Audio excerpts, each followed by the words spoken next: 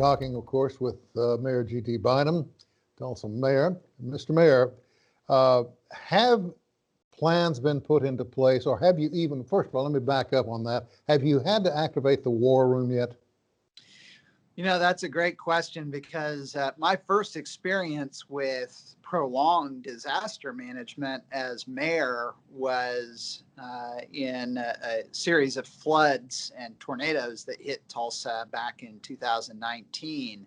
And at that time, we have an emergency operations center that we activated, and you would have all of the governmental agencies, all the first responder agencies in one room so we can coordinate our work. And what we realized at the outset of this pandemic is that that would be one of the worst things you could possibly do is take everyone who's responsible for responding to this emergency and put all of us in one little room.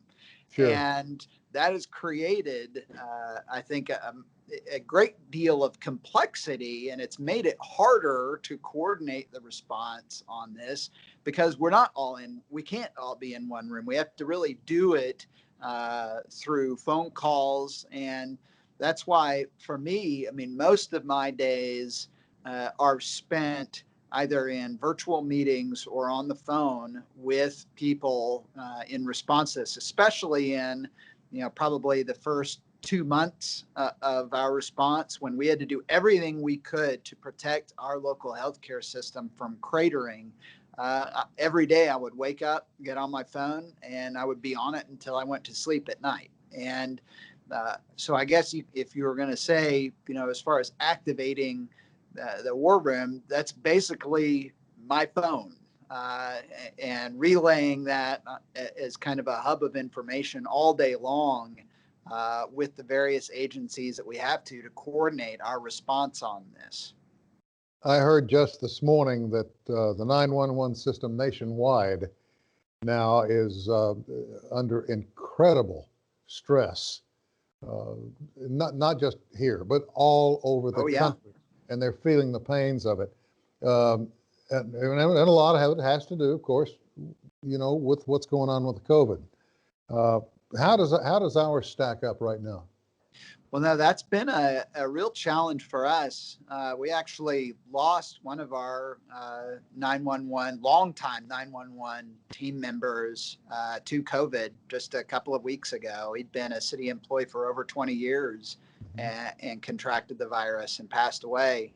And this is one where these folks can't work remotely. I mean, that center is wired to serve the whole community with the latest technology to allow them to do that. Yeah. And so they've got to be in that center. And so you have quarantine issues there. And then you also have the reality that not only do we have COVID spreading in our community at an unprecedented rate statewide right now, but you also we're seeing elevated instances of domestic violence through a stressful year for people, elevated instances of mental health crises. And so all of that is definitely putting a strain on our 911 system. I know that hospitals are stretched to the limit. There has to come a point. There has to come a time when they're going to say, look, we don't have any more room. Is there a plan in place to help? Yes. So where we are at this point is that our hospitals have activated their surge plans. And so up to in that first kind of tier where we were for the whole region, COVID patients were being directed to the hospitals here in the city of Tulsa. In fact, since September, over 68% of the COVID patients in Tulsa hospitals are not people who live in Tulsa. They're folks who live in this region of Oklahoma. But in Tulsa, because we have the top tier facilities and personnel for treating COVID patients here, they've been directed here. Well, we've now reached a point where those facilities are maxed out, and we're having to now start through that surge plan, have patients go to facilities in other communities in this region, and they will continue to work their way through that plan. And it also includes, we're now in tier 3 here in Tulsa. Oklahoma City's been in tier 3 for several weeks now, where hospitals can limit elective surgeries to create additional capacity to treat COVID patients.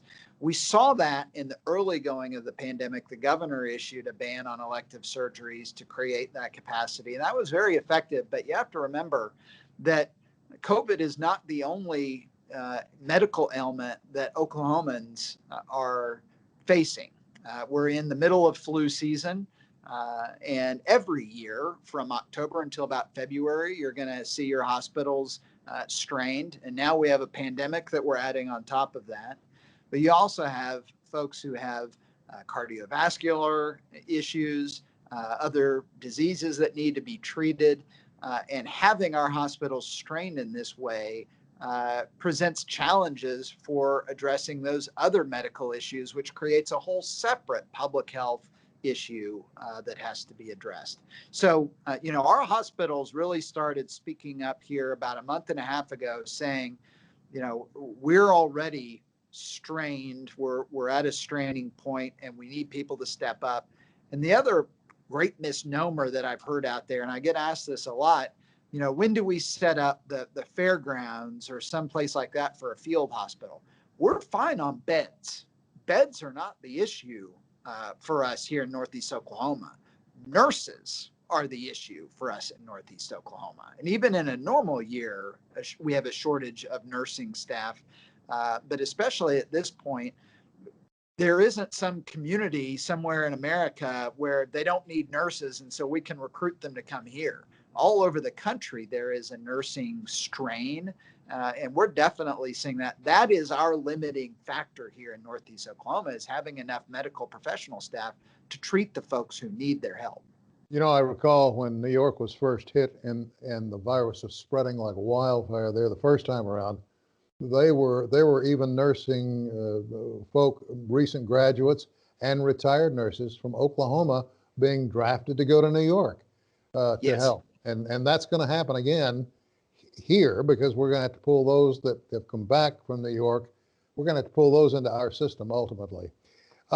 One more thing I want to touch base with you on about this. I want to stress again that when you are asked to wear a mask and to comply with the city mandate, it is not a political statement, and nobody's trying to take away your rights.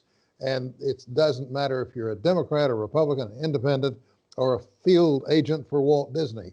What matters is that you do your part. And I remember very distinctly my grandparents talking about what happened during World War II that parallels this to some extent, because there was a shortage of everything. They had to use food stamps for everybody to get an equal shot in the grocery store. They had to use rationing stamps for gasoline for folks to have, an equal shot. There were scrap metal drives, all of these things going on. And if you used a bar of soap, you used it till there was nothing left. You didn't use it down a little bit and go to another one. You used everything there, and that's the way things are starting to turn now here. We are finding we can do more with less. We can survive, but only if we pull together.